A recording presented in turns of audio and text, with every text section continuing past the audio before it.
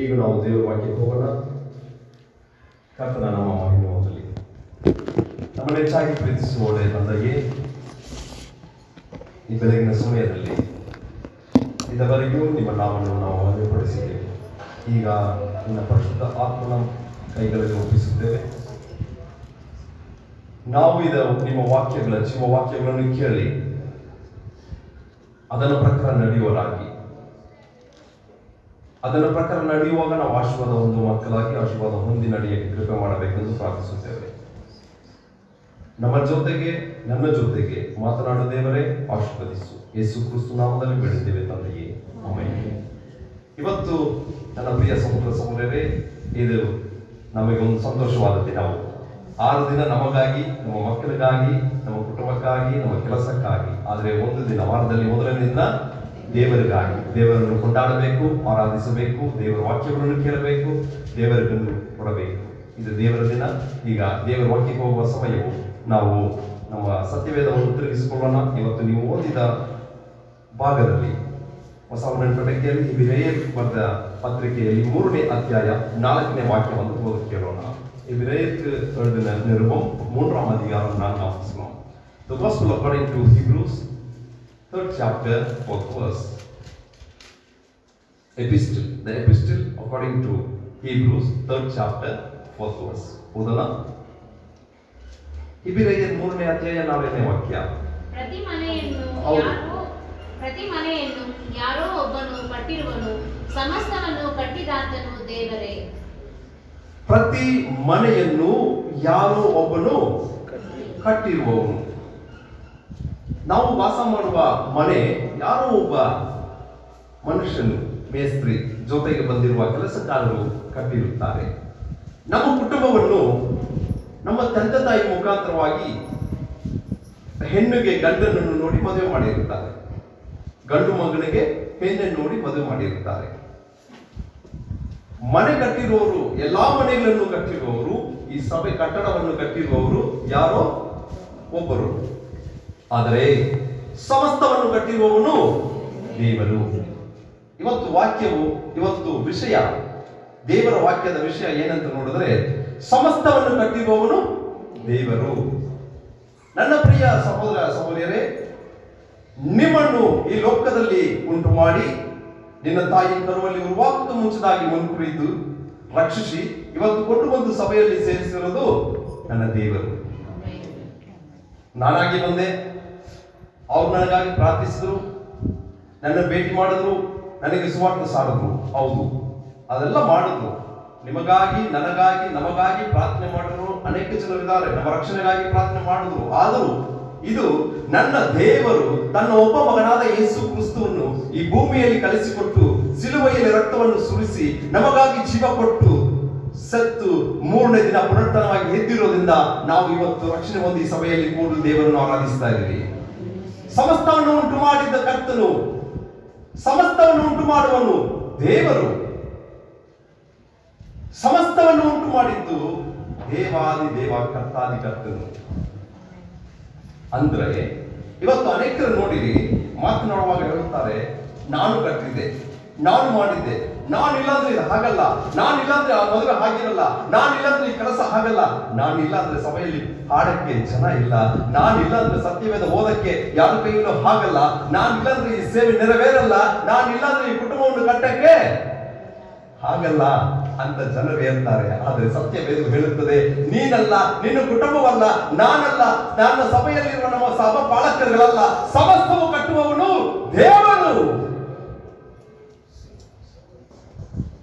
ನೀವು, ನಾನು, ನಾವು ಇಲ್ಲ ಅಂದ್ರೆ ಪರವಾಗಿಲ್ಲ, ದೇವರು ಅನೇಕರ ಕೊಂಡು, ಯಾವರ ಕೊಂಡು ಏನಾದರೂ ಮಾಡಕ್ಕೆ ದೇವರಿಗೆ ಚಿತ್ತ ಇದೆ.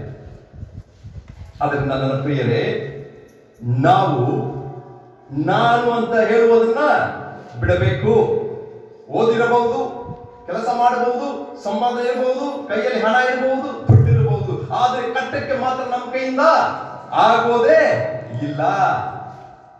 ಸತ್ಯವೇದದಲ್ಲಿ ವಾಕ್ಯಗಳನ್ನು ಓದೋಣ. ಕೊಟ್ಟಿರುವ ಸಮಯದೊಳಗೆ ಎಷ್ಟಾಗುತ್ತೋ ಅಷ್ಟು ದೇವರು ಎಲ್ಲವನ್ನು ಕಟ್ಟುವವನಂತ ವಾಕ್ಯಗಳನ್ನು ನೋಡಿ ಆಮೇಲೆ ನೀವು ಡಿಸೈಡ್ ಮಾಡಬೇಕು. ಹೌದು, ಸತ್ಯವೇದ ಹೇಳಿದ್ದು ಪರಿಶುದ್ಧ ಆತ್ಮನು ಮಾತನಾಡುವುದು ನಿಜವೇ ಅಂತ ನೀವು ಹೇಳಬೇಕು. ಇವತ್ತು ನೋಡಬಹುದು ಲೋಕದಲ್ಲಿ ಅನೇಕರ ಕೈಗಳಲ್ಲಿ ಲಕ್ಷಾಂತರ ರೂಪಾಯಿಗಳು ಕೋಟಿಗಳು ಇರುತ್ತದೆ, ಆದ್ರೆ ಸ್ವಂತವಾಗಿ ಒಂದು ಮನೆ ಕಟ್ಟಕ್ಕಾಗಲ್ಲ. ಮನೆ ಕಟ್ಟುವುದು ಮನುಷ್ಯನಲ್ಲ, ನಮ್ಮ ಪ್ರಯಾಸವಲ್ಲ. ಒಂದು ಕುಟುಂಬವನ್ನು ಕಟ್ಟಬಹುದು, ಒಂದು ಮದುವೆಯನ್ನು ಮಾಡಬಹುದು, ಮನುಷ್ಯನ ಕೈಯಲ್ಲಿ ಆಗಲ್ಲ. ಅದು ದೇವರ ಚಿತ್ತ ಬರಬೇಕು. ದೇವರು ನಮಗೆ ಕೃಪೆ ಮಾಡಿದ್ರೆ ಮಾತ್ರ ಈ ಕಾರ್ಯಗಳನ್ನು ನಡೆಸಕ್ಕೆ ಆಗುತ್ತದೆ. ಇಲ್ಲಿ ನೋಡಿದೀವಿ, ಎಲ್ಲ ಸಮಸ್ತವನ್ನು ಕಟ್ಟುವವನು ದೇವರು. ಸೊ ಸಮಸ್ತವನ್ನು ಕಟ್ಟುವ ದೇವರು ಎಂತವನಾಗಿದ್ದಾನೆ ಅಂತ ನೋಡೋಣ. ಸಮಸ್ತವನ್ನು ಕಟ್ಟುವ ದೇವರು ಹೇಗಿದ್ದಾನೆ, ಎಂತವನು ಅಂತ ನೋಡುವಾಗ ಅದೇ ಹಿಬ್ರಿಯರಿಗೆ ಬರೆದ ಪತ್ರಿಕೆ 11ನೇ ಅಧ್ಯಾಯ 10ನೇ ವಾಕ್ಯ ಓದೋಣ, ನೋಡೋಣ ಕೇಳೋಣ. ಯಾಕೆಂದರೆ ಓದಿರಿ.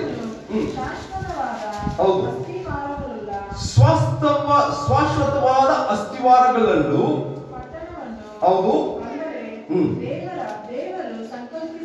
ಯಾರು ದೇವರು ಸಂಕಲ್ಪಿಸಿ ನಿರ್ಮಿಸಿದ ಪಟ್ಟಣ. ಸೊ ನಮಗೆ ಸಮಸ್ತವನ್ನು ಕಟ್ಟುವ ದೇವರು ಎಂತವನು ಅಂತ ನೋಡುವಾಗ ಆವತ್ತು ಎಂತ ಒಂದು ಕಟ್ಟಡವನ್ನು ಕಟ್ಟುತ್ತಾನೆ, ನಮ್ಮ ಕುಟುಂಬವನ್ನು ಹೆಂಗೆ ಕಟ್ಟುತ್ತಾನೆ, ನಿಮ್ಮ ಜೀವಿತವನ್ನು ಹೆಂಗೆ ಕಟ್ಟುತ್ತಾನೆ, ನಮ್ಮ ಸಭೆಯನ್ನು ಹೆಂಗೆ ಕಟ್ಟುತ್ತಾನೆ, ದೇವರು ಕೊಟ್ಟಿರುವ ಸೇವೆ ಹೇಗೆ ಕಟ್ಟುತ್ತಾನೆ ಅಂತ ನೋಡುವಾಗ ಶಾಶ್ವತವಾದ ಅಸ್ಥಿವಾರವನ್ನು ಮೇಲೆ ಕಟ್ಟುತ್ತಾನೆ.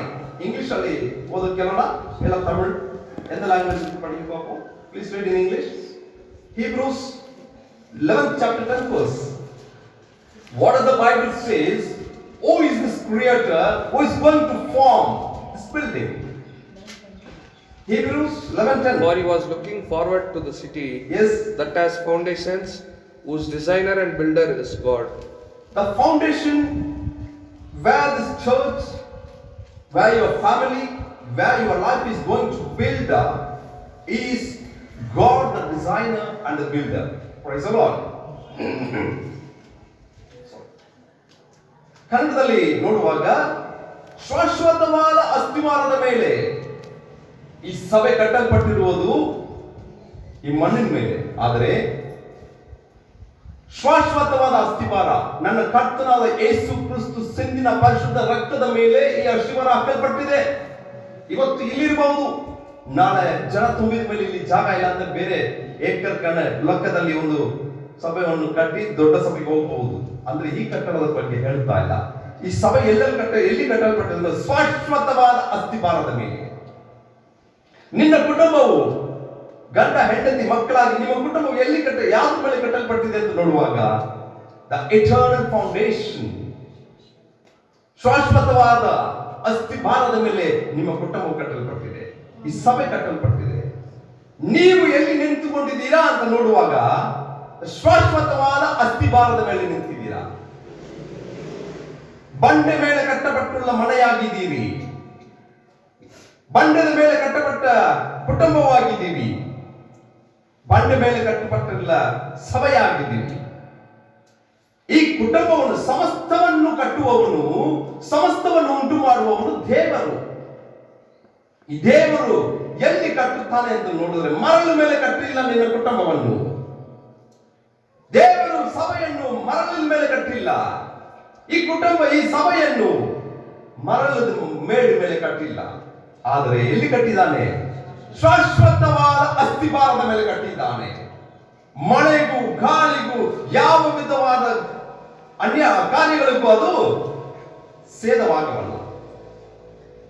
ಈಗ ಗೊತ್ತಾ ಯಾಕೆ ನಿಮ್ಮ ಕುಟುಂಬವು ಎಲ್ಲಾ ಕಾಲದಲ್ಲೂ ನಮ್ಮ ಜೀವಿತದಲ್ಲಿ ಎಷ್ಟು ಕಷ್ಟಗಳು ಬಂದರೂ ನಾವು ಸಂತೋಷವಾಗಿದ್ರೆ ಅಂತ ನೋಡಿದ್ರೆ ನಮ್ಮ ಅಸ್ಥಿವಾರವು ಶಾಶ್ವತವಾದ ಅಸ್ಥಿವಾರವು. ಅದರಿಂದನೇ ಇವತ್ತು ನಮ್ಮ ಕುಟುಂಬವು, ನಮ್ಮ ಸಭೆ, ನಾವು ಬರ್ತಾ ಇರುವ, ನಾವು ಮಾಡ್ತಾ ಇರುವ ದೇವರ ಸೇವೆ ಎಷ್ಟು ಮೆಚ್ಚುಗೆ ಆಗಿರುತ್ತದೆ. ಮತ್ತೆ ಅದರಲ್ಲಿ ನೋಡುವಾಗ ಶಾಶ್ವತವಾದ ಅಸ್ಥಿವಾರ ಮಾತ್ರವಲ್ಲ, ದೇವರು ಸಂಕಲ್ಪಿಸಿ ನಿರ್ಮಿಸಿದ ಪಟ್ಟಣವು, ದ ಬಿಲ್ಡರ್, ಇದನ್ನ ಕಟ್ಟಿರುವವರು, ದ ಡಿಸೈನರ್.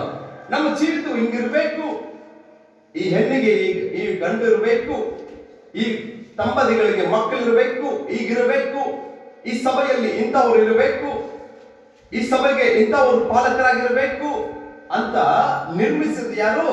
ದೇವರು. ನೀವು ಆಗಿ ಇಲ್ಲಿ ಬಂದು ಕೂಡಿಲ್ಲ, ನಾವಾಗಿ ಇವತ್ತಿಲ್ಲಿಗೆ ಬಂದಿಲ್ಲ. ಈ ಗುಡ್ ನ್ಯೂಸ್ ಬ್ಯಾಪ್ಟಿಸ್ಟ್ ಸಭೆಗೆ ಪಾಲಕರಾಗಿ ಪಾಸ್ಟರ್ ಅಲೆಕ್ಸಾಂಡರ್ ಅವರೇ ನಾನೇ ಬಂದು ನೋಡಿ ಒಳಗೆ ಬಂದಿಲ್ಲ. ಇಲ್ಲಿ ಕರೆದು ನಿಲ್ಲಿಸಿರುವ ದೇವರು ಸಮಸ್ತ ಉಂಟು ಮಾಡುವವನಾಗಿದ್ದಾನೆ. ಆಗಿರುವಾಗ ನನ್ನ ಪ್ರಿಯ ಸಹೋದರ ಸಹೋದರಿಯರೇ, ಈಗ ನಿಮ್ಮ ಕುಟುಂಬವನ್ನು ಕಟ್ಟಿದ ಯಾರು? ದೇವರು. ನಾವು ಹೇಳ್ಬಹುದು, ನನ್ನ ತಂದೆ ತಾಯಿ ನೋಡಿ ನನಗೆ ಮದುವೆ ಮಾಡಿದ್ದಾರೆ, ಹೌದು. ಆ ಬ್ರೋಕರ್ ಮುಖಾಂತರವಾಗಿ ನಮ್ಗೆ ಅಲಯನ್ಸ್ ಬಂತು, ಹೌದು. ಹೋಗಿ ಆ ಕಾಲೇಜ್ ಸೇರಕ್ಕೆ, ಈ ಇನ್ಸ್ಟಿಟ್ಯೂಷನ್ ಸೇರಕ್ಕೆ ಅವ್ರು ಇವರು ರೆಕಮೆಂಡ್ ಮಾಡಿದ್ರು, ಹೌದು, ಅದೆಲ್ಲ ಸರಿನೇ. ಆದ್ರೆ ಎಲ್ಲದಕ್ಕಿಂತ ಮೇಲಾಗಿ ಸಮಸ್ತವನ್ನು, ನೀವು ಓದಿರೋದು, ನೀವು ಹುಟ್ಟಿದ್ದು, ನೀವು ಬೆಳೆದಿದ್ದು, ನೀವು ಮದುವೆ ಆಗಿದ್ದು, ನೀವು ಮಕ್ಕಳನ್ನು ಹುಟ್ಟಿದ್ದು, ನೀವು ಮನೆಯನ್ನು ಕಟ್ಟಿದ್ದು, ನೀವು ರಕ್ಷಣೆ ಹೊಂದಿದ್ದು, ನೀವು ಸಭೆಗೆ ಬಂದಿದ್ದು, ಎಲ್ಲಾ ಸಮಸ್ತವನ್ನು ಕಟ್ಟಿದ್ದು ಮಾಡಿದ್ದು ಯಾರು? ದೇವರು. ಎಲ್ಲಿ ಕಟ್ಟಿದ್ದಾನೆ, ಹೇಗೆ ಕಟ್ಟಿದ್ದಾನೆ ಅಂತ ನೋಡಿದ್ರೆ, ಹೇಗೆ ಕಟ್ಟಿದ್ದಾನೆ? ಶಾಶ್ವತವಾದ ಅಸ್ತಿವಾರದ ಮೇಲೆ ಕಟ್ಟಿದ್ದಾನೆ. ಈ ಕುಟುಂಬ, ನೀವಿರುವ ಕುಟುಂಬ, ನೀವಿರುವ ಸಭೆ, ಇದನ್ನ ಪ್ಲಾನ್ ಮಾಡಿ ನಿರ್ಮಿಸಿದವನು ಯಾರು? ದೇವರು. ದೇವರು ಕೊಟ್ಟಿರುವ ಈ ಸಭೆ, ಈ ಸೇವೆ, ಈ ಕುಟುಂಬವು, ಕೆಲಸ, ಓದ್ತಾ ಇರುವ ಕಾರ್ಯವು, ತಂದೆ ತಾಯಿ ಈಗೆಲ್ಲ ಇರುವಾಗ ನಾವು ಹೇಗೆ ನಡೆಸಿಕೊಳ್ಳುತ್ತೀವಿ ಅಂತ ನೋಡಿದ್ರೆ, ತಂದೆ ತಾಯಿ ನೋಡಿ ಮಾತಾಡೋದು ನೀವಲ್ಲ, ಇರುವ ಜನರು. ಯಾಕೆ ನಾನು ಈ ಮನೆಯಲ್ಲಿ ಹುಟ್ಟಿದ್ದೆ ನಿಮಗೆ ಮಕ್ಕಳಾಗಿ ಹೇಳಿದ್ರೆ ಯಾರು ಮಕ್ಕಳ ಹತ್ರ ಇಲ್ವಾ? Very good. ಬೇರೆ ಮನೆಯಲ್ಲಿ ಹುಟ್ಟಿರಬಾರ್ದ? ಮಕ್ಕಳನ್ನು ನೋಡಿ ತಂದೆ ತಾಯಿ ಹೇಳ್ತಾರೆ, ಯಾಕೆ ನನ್ನ ಹೊಟ್ಟೆಯಲ್ಲಿ ಹೇಳ್ತಾರೆ ನೋಡಿ ಅವರು, ಯಾಕೆ ನನ್ನ ಹೊಟ್ಟೆಯಲ್ಲಿ ನೀನು ಹುಟ್ಟಿದ್ದೆ? ಗಂಡ ಹೆಂಡತಿಯನ್ನು ನೋಡಿ ಕೇಳುತ್ತಾರೆ, ಬೇರೆ ಯಾರು ನಿಮಗೆ ಸಿಕ್ಕಿಲ್ಲ? ನನ್ನ ತಲೆಯಲ್ಲಿ ಬಂದು ಬಿದ್ದೆ. ಹೆಂಡತಿ ಕೇಳುತ್ತಾಳೆ, ಎಷ್ಟೋ ಗಂಡರುಗಳು ಬಂದರು, ಗಂಡಸರುಗಳು ಬಂದರು, ಅವರೆಲ್ಲ ಬೇಡ ಬೇಡ ನಿಮ್ಮಲ್ಲಿ ಬಂದು ಬಿದ್ದೇನೆ. ಎಲ್ಲ ದಿನ ಜೀವಿತದಲ್ಲಿ ಇಂಥ ಮಾತುಗಳು ಬರುತ್ತದೆ. ತಂದೆ ತಾಯಿಯನ್ನು ನೋಡಿ ಮಕ್ಕಳು ಬೈಯೋದು, ಮಕ್ಕಳನ್ನು ನೋಡಿ ತಂದೆ ತಾಯಿ ಬೈಯೋದು, ಗಂಡನ್ನು ನೋಡಿ ಹೆಂಡತಿ ಬೈಯೋದು, ಹೆಂಡತಿಯನ್ನು ನೋಡಿ ಗಂಡ ಬೈಯೋದು, ಸಭಾಪಾಲಕರು ನೋಡಿ ಯಾಕೆ ಸಭೆಗೆ ನಾನು ಬಂದೆ ಹೇಳ್ತೀವಿ. ಹಾಗೆಲ್ಲ ನಿರ್ಮಲಿಸಿದವರು ದೇವರು, ಉಂಟು ಮಾಡಿರೋದು ದೇವರು. ನೀನಿಗೆ ಇವರನ್ನೇ ಗಂಡನಾಗಿರಬೇಕಂತ ನಿರ್ಮಿಸಿದ್ದು ದೇವರು.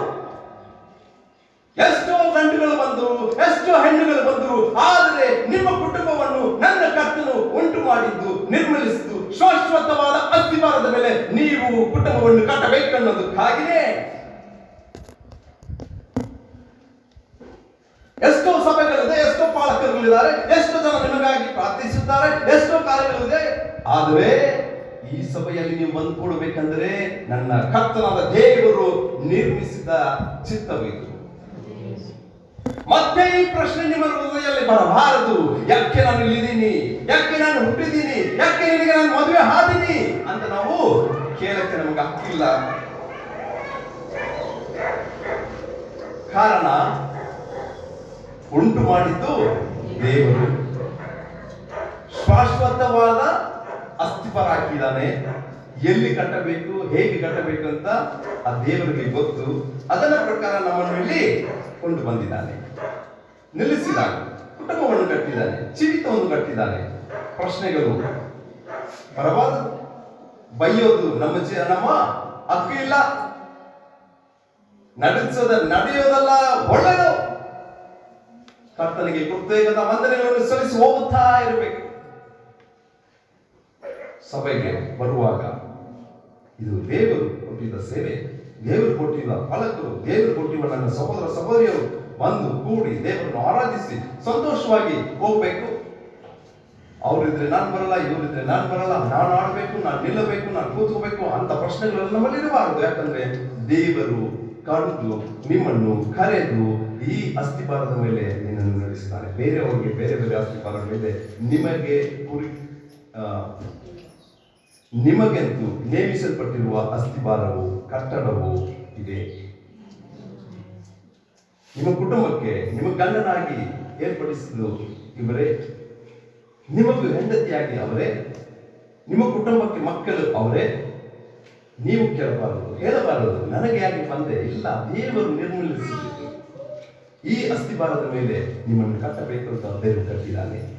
ಬೇರೆಯವ್ರ ಕಟ್ಟೆ ಇಲ್ಲ, ನಿಮಗಾಗಿ ವಿಶೇಷಿತ ಒಂದು ಕಟ್ಟಡವನ್ನು ಎಲ್ಲಾ ಸಮಸ್ತವನ್ನು ಕಟ್ಟುವ ದೇವರು ನಿಮ್ಮನ್ನು ಕರೆದು ಕಟ್ಟಿದ್ದಾನೆ.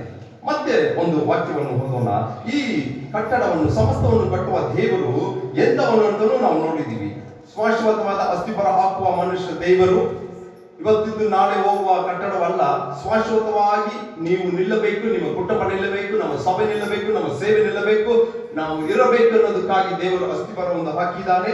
ಮತ್ತೆ ನೋಡಿದೀವಿ, ದೇವರು ಸಂಕಲ್ಪಿಸಿದ ಅಂದ್ರೆ ಡಿಸೈನ್ ಮಾಡಿ ಮತ್ತೆ ನಿರ್ಮಿಸಿದ ಇದನ್ನು ಕಟ್ಟುತ್ತಾ ಇರುವ ಯಾರು ಅಂತ ನೋಡಿದ್ರೆ ದೇವರು. ಈಗ ನೋಡುವ ಕಾರ್ಯವು ನಾವು ಹೇಗೆ ಇದನ್ನು ನಡೆಸಬೇಕು. 1 ಕೊರಿಂಥಿಯರಿಗೆ ಬರೆದ ಪತ್ರಿಕೆ 3ನೇ ಅಧ್ಯಾಯ 10ನೇ ವಾಕ್ಯ ಓದಕ್ಕೆ ಹೋಗೋಣ.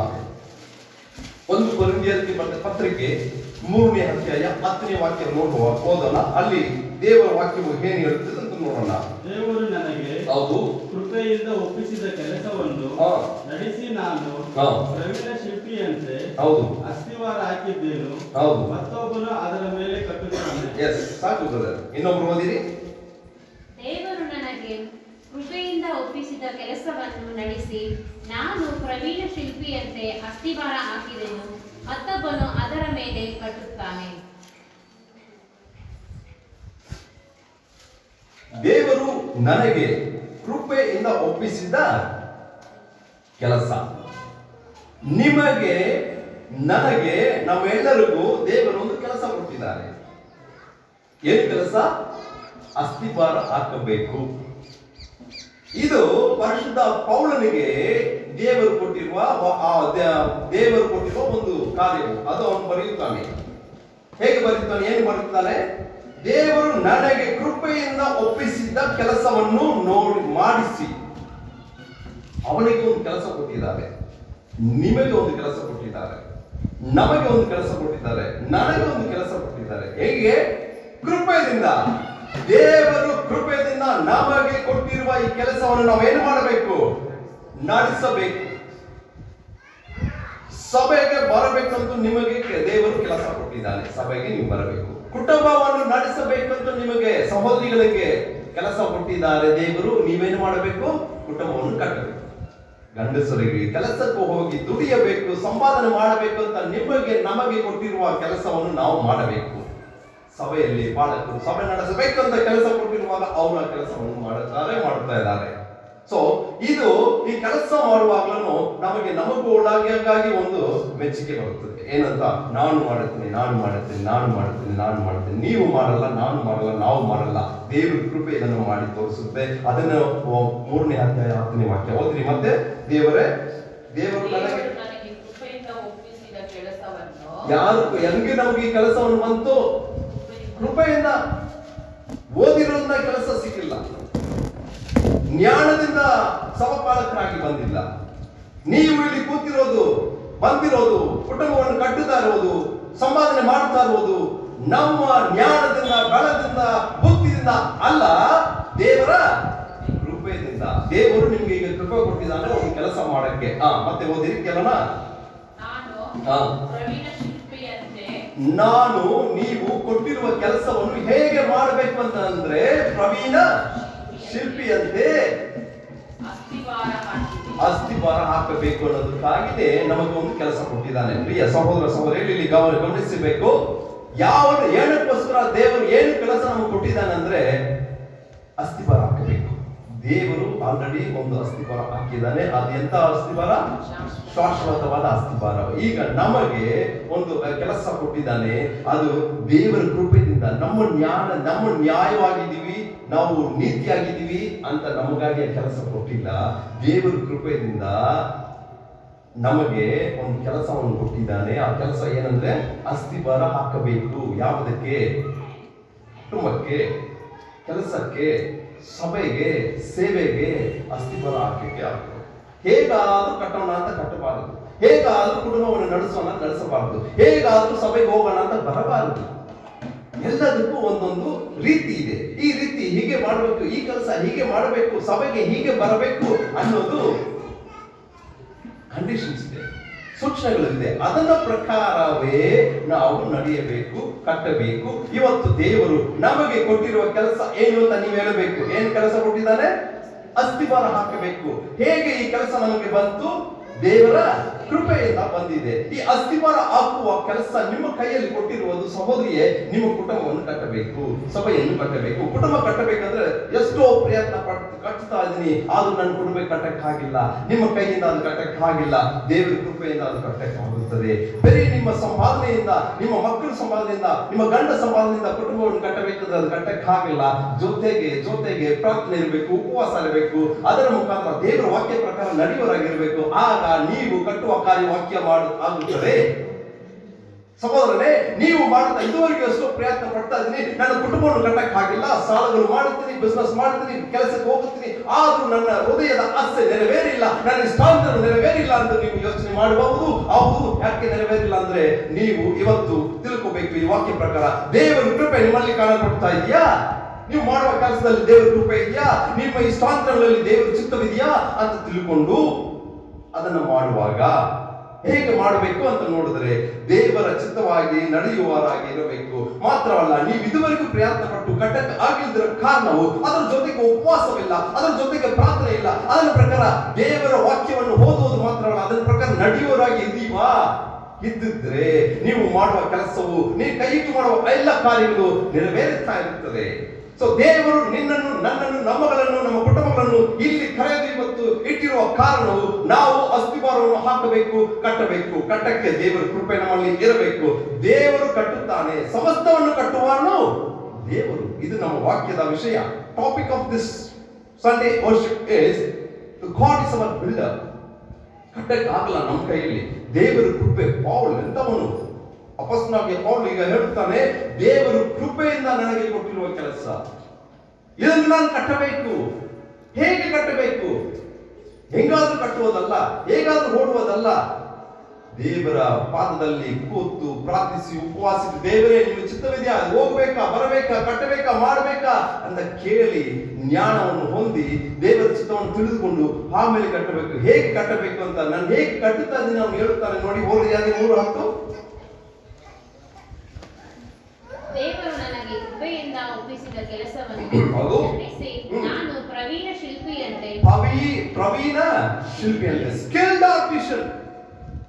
ಯಾರಾದ್ರೂ ಬಂದು ನೋಡಿ ನೀವು ಕಟ್ಟಿದ್ದು ಸರಿ ಇಲ್ಲ ಇದು ಅಂತ ಹೇಳಬಾರದು. ನಿನ್ ಕುಟುಂಬವನ್ನು ಕಟ್ಟಿತಾ ಇರೋದು ಸರಿ ಇಲ್ಲ, ನೀನ್ ನಡೀತಾ ಇರೋದು ನಿಮ್ಮ ನಡತೆ ಸರಿ ಇಲ್ಲ ಅಂತ ಯಾರು ನಮ್ಮನ್ನು ಹೇಳಿದ್ದೀರಾ, ಪ್ರವೀಣ ಶಿಲ್ಪವಾಗಿ ಸ್ಕಿಲ್ಡ್ ಆರ್ಟಿಷನ್ ನೋಡುವಾಗ ಎಂತ ಒಂದು ಕುಟುಂಬವನ್ನು ಕಟ್ಟಿದ್ದಾನೆ, ಎಂತ ಒಂದು ಕೆಲಸವನ್ನು ಮಾಡ್ತಾ ಇದ್ದಾನೆ, ಎಂತ ಒಂದು ಸಭೆಗೆ ಹೋಗ್ತಾ ಇದ್ದಾರೆ ಅಂತ ಹೇಳುವಾಗ ಪ್ರವೀಣ ಶಿಲ್ಪವಾಗಿರ್ಬೇಕು ನಮ್ಮ ಜೀವಿತವು, ನಾವು ಕಟ್ಟುವ ಕೆಲಸವು. ನಾವು ಹಾಕುವಾಗ ಫೌಂಡೇಶನ್, ಅಸ್ತಿವಾರವು. ಸಭೆಗೆ ಹೋಗುವವರನ್ನು ನಾವು ಹೇಳಿಕೊಳ್ಳುವ ಅವಶ್ಯ ಇಲ್ಲ. ನಾವು ಕ್ರೈಸ್ತರು, ನಾವು ವಿಶ್ವಾಸವುಳ್ಳವರು, ನಮ್ಮ ನಂಬಿಕೆಗಳನ್ನು ಹೇಳುವ ಅವಶ್ಯಕತೆ ಇಲ್ಲ. ನಮ್ಮನ್ನು ನೋಡುವಾಗಲೇ ಅವರು ಗೊತ್ತಾಗಬೇಕು. ಪ್ರವೀಣ ಶಿಲ್ಪಿಯಾಗಿರಬೇಕು ನೀವು, ಪ್ರವೀಣ ಶಿಲ್ಪಿ ಉಳ್ಳವರಾಗಿದ್ದು ಕುಟುಂಬವು ಸ್ಕಿಲ್ಡ್ ಆರ್ಟಿಷನ್ ತರ ಇರಬೇಕು. ನೋಡುವಾಗಲೇ ಓ ಇವರು ಕ್ರೈಸ್ತ, ಇಂಥವರು, ಈ ಕುಟುಂಬವು ಕ್ರೈಸ್ತ ಕುಟುಂಬವು. ನೋಡಿ ಅವ್ರ ಜೀವಿತ, ಅವ್ರ ಮಕ್ಕಳು ನೋಡಿ, ಅವ್ರ ಗಂಡನ್ನು ನೋಡಿ, ಅವ್ರ ಹೆಂಡತಿಯನ್ನು ನೋಡಿ, ನೋಡುವಾಗಲೇ ಗೊತ್ತಾಗಬೇಕು. ಅಂದ್ರೆ ನಾವು ಮಾಡುವ ಕೆಲಸ, ನಾವು ಹಾಕುವ ಅಸ್ತಿವಾರವು, ನಾವು ಕಟ್ಟುವ ಕಟ್ಟಡವು ದೇವರ ಕೃಪೆಯಿಂದ ಇರಬೇಕು. ಮತ್ತೆ ದೇವರ ಸಮ್ಮುಖದಲ್ಲಿ ಜ್ಞಾನ ಹೊಂದಿ ಕಟ್ಟುವುದು ಹೆಂಗಿರಬೇಕು? ಪ್ರವೀಣ ಶಿಲ್ಪಿಯಾಗಿ ಕೆಲಸ ಇರಬೇಕು.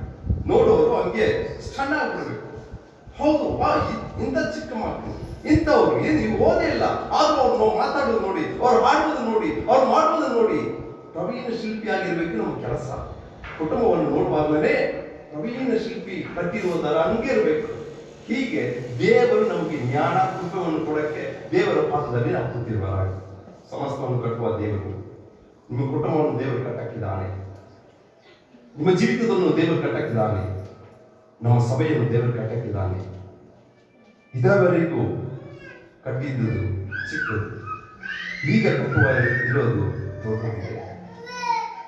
ದೇವರು ಕಟ್ಟಕ್ಕಿದ್ದಾನೆ.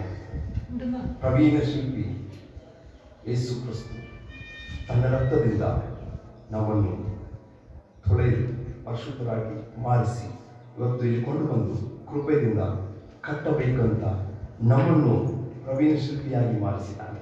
ನಿಮ್ಮನ್ನು ನಿಮ್ಮ ಕುಟುಂಬದಲ್ಲಿ ಪ್ರವೀಣ ಶಿಲ್ಪಿ, ನೀವು ಕುಟುಂಬವನ್ನು ಕಟ್ಟಬೇಕು.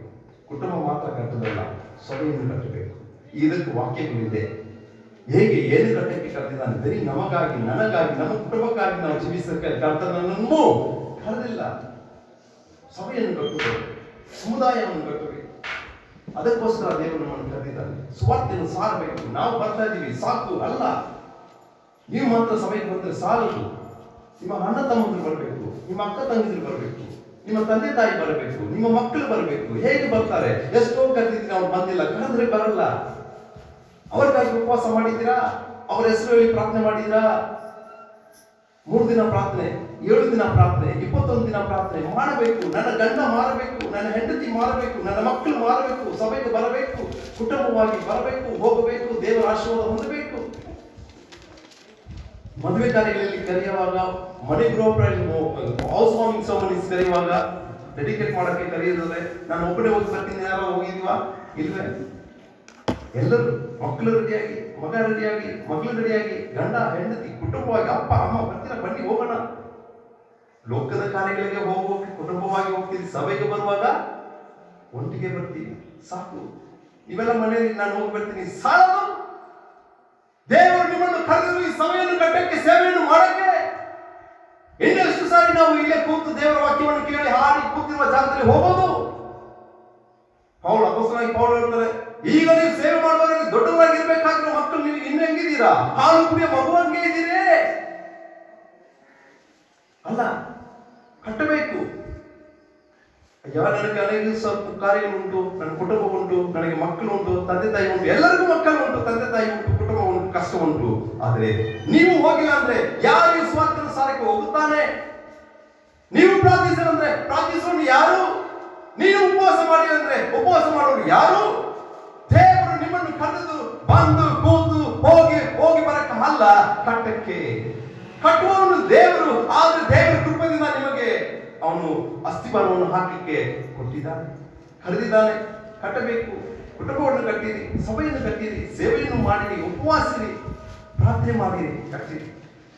ಮಾತ್ರವಲ್ಲ, ಈಗ ಇದೆಲ್ಲ ಮಾಡುವಾಗ ದೇವರು ಹೇಗೆ ನಿಮ್ಮನ್ನು ನಮ್ಮನ್ನು ಆಶೀರ್ವದಿಸುತ್ತಾನೆ ಅಂತ ನೋಡುವಾಗ ಒಂದು ವಾಕ್ಯ, ಅದೇ 1 ಕೊರಿಂಥಿಯರ್ 3ನೇ ಅಧ್ಯಾಯ 14ನೇ ವಾಕ್ಯ ಓದಕ್ಕೆ ನಾನು ಮುಗಿಸುತ್ತೇನೆ. 1 ಕೊರಿಂಥಿಯರಿಗೆ ಬರೆದ ಪತ್ರಿಕೆ 3ನೇ ಅಧ್ಯಾಯ 14ನೇ ವಾಕ್ಯ. ಹೌದು. ಆ ಅಸ್ಥಿವಾರದ ಮೇಲೆ ಕಟ್ಟಿದ್ದು ಉಳಿದರೆ ಅವನಿಗೆ ಸಂಬಳ ಬರುವುದು. ಸಾಕು ಬ್ರದರ್. ಸಹೋದರಿ ಓದಿ, ಯಾರು ಓದಿದ್ರಲ್ಲ? ಒಬ್ಬನು ಆ ಅಸ್ಥಿವಾರದ ಮೇಲೆ ಕಟ್ಟಿದ್ದು ಉಳಿದರೆ ಅವನಿಗೆ ಸಂಬಳ ಬರುವುದು. ಈಗ ಅಸ್ಥಿವಾರ ಹಾಕಿದಾಯ್ತು. ಎಂತ ಅಸ್ಥಿವಾರ ದೇವರು ಹಾಕಿದ್ದಾನೆ? ಶಾಶ್ವತವಾದ ಅಸ್ಥಿವಾರವು. ನಮಗೆ ದೇವರ ಕೃಪೆಯಿಂದ ಕೆಲಸವನ್ನು ಕೊಟ್ಟಿದ್ದಾನೆ. ನಮಗೆ ಕೆಲಸ ಏನು ಕೊಟ್ಟಿದ್ದಾನೆ? ಕುಟುಂಬವನ್ನು ಕಟ್ಟಬೇಕು, ಸಭೆಯನ್ನು ಕಟ್ಟಬೇಕು, ಸಮಾಜವನ್ನು ಕಟ್ಟಬೇಕು ಕೊಟ್ಟಿದ್ದಾನೆ. ಇದನ್ನ ಈ ಅಸ್ಥಿವಾರದ ಮೇಲೆ ಕಟ್ಟುವವನು ಅದೇನಾಗಬೇಕು? ಓದಿ, ವಾಕ್ಯದಲ್ಲಿ ಓದಿದ್ರಲ್ಲ? ಇಲ್ಲ, ಉಳಿಯಬೇಕು. ನೀವು ಯಾವುದನ್ನು ಕಟ್ಟಿದ್ದಾರೋ ದಟ್ ಫೌಂಡೇಶನ್ ಶುಡ್ ಸರ್ವೈವ್. ಇವತ್ತಿದ್ದು ನಾಳೆ ಬಿದ್ದೋಗಬಾರದು. ಇವತ್ತು ನೀವು ಬಂದಿದ್ದು, ಇವತ್ತಿರುವ ಸಮಾಧಾನವು, ಇವತ್ತಿದ್ದ ಆರೋಗ್ಯ ನಾವು ಎದುರಾಗಬಾರದು. ಕರ್ಕೊಂಡು ಬಂದಿದ್ದೀವಿ, ಅಯ್ಯ ಒಬ್ಬನ್ನು ಕರ್ಕೊಂಡು ಬಂದ್ಬಿಟ್ಟು ನನ್ನ ಕೆಲಸ ಮುಗಿದಾಯ್ತು, ಅವ್ರು ಇರ್ತಾರ ಇಲ್ವೋ ಅದೆಲ್ಲ. ಕಟ್ಟುವುದು, ಉಳಿಬಹುದು, ಉಳಿಸಬಹುದು, ನಿಲ್ಲಬೇಕು. That should survive in the presence of God. ಉಳಿಯಬೇಕು. ನಾವು ಹಾಕಿದ್ದ ಆ ಕಟ್ಟಡದ ಮೇಲೆ ಕಟ್ಟುವ ಕಟ್ಟಡ ಹೇಗಿರಬೇಕು? ಉಳಿಯಬೇಕು.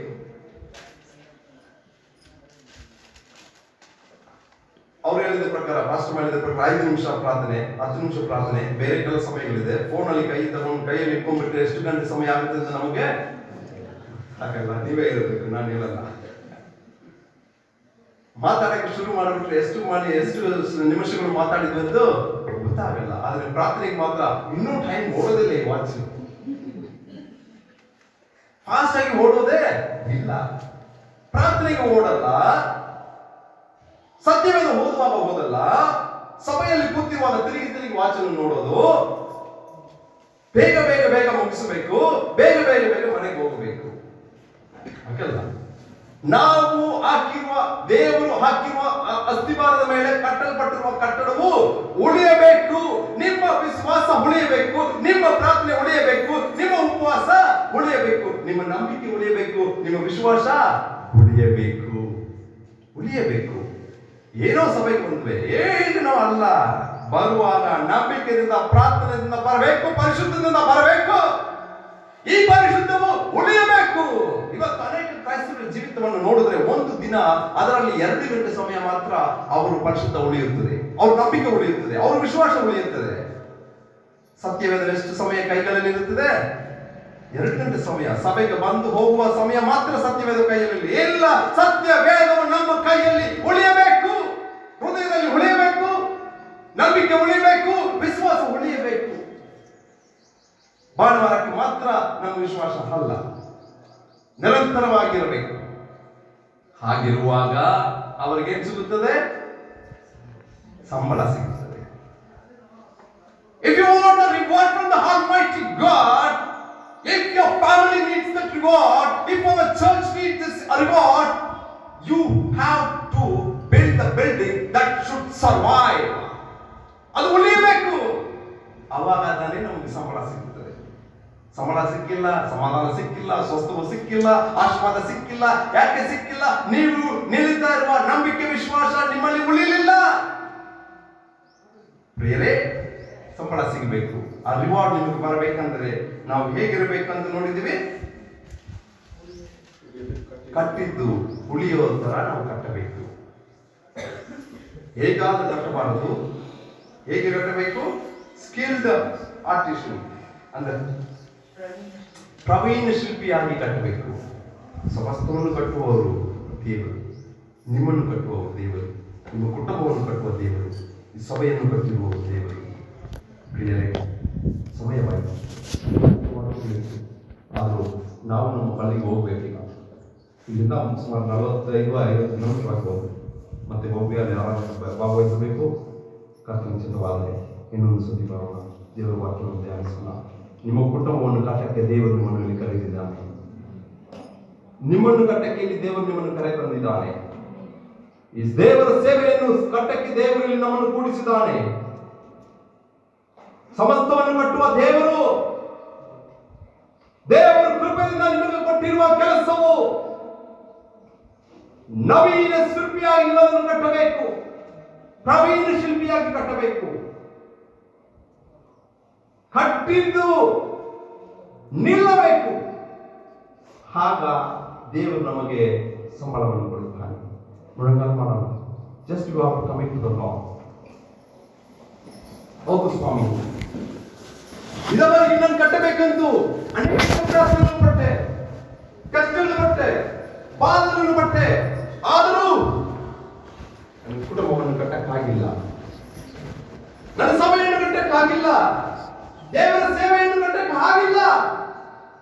ಹೀಗ ಇವತ್ತು ನಿಮ್ಮ ವಾಕ್ಯವನ್ನು ನಾವು ಕೇಳಿದ ಪ್ರಕಾರವೇ, ನಿನ್ನ ಪರಿಶುದ್ಧ ಆತ್ಮನು ನನಗೆ ಬೋಧಿಸಿದ ಪ್ರಕಾರವೇ, ನಮಗೆ ಬೋಧಿಸಿದ ಪ್ರಕಾರವೇ ದೇವರಾದ ಈ ಅಸ್ತಿವಾರವು ನೀವು ಹಾಕಿದ್ದೀರಿ.